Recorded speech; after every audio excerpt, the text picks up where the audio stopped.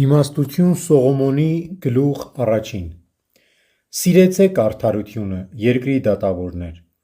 բարի խորեցեք Տիրոջ մասին և պարզ սրտով փնտրեցեք Նրան: Աստված պիտի գտնի նրանց, ովքեր չեն փորձում Նրան, և պիտի երևա նրանց, ովքեր թերահավատ չեն Նրա նկատմամբ: Արդարև, անիրավ խորհուրդները բաժանում են մարդուն Աստծուց, իսկ իր զորությունը փորձելու համար Աստված հանդիմանում է անձգամներին: Իմաստությունը չի մտնի չարանենգ անձի մեջ և ոչ էլ կբնակվի այն մարմնի մեջ, որ մեղք է գործում: Իմաստուն և անբիծ հոգին փախչում է նենգությունից ու մերժում անմիտների խորհուրդները և երբ անիրավություն է վրա հասնում, հանդիմանում է այն: Իմաստուն և մարդասեր հոգին չի արդարացնում նրան, ով հայհոյում է իր բերանով, որովհետև Աստված վկա է նրա ներքին ցանկություններին, նրա սրտի ճշմարիտ վերակացուն է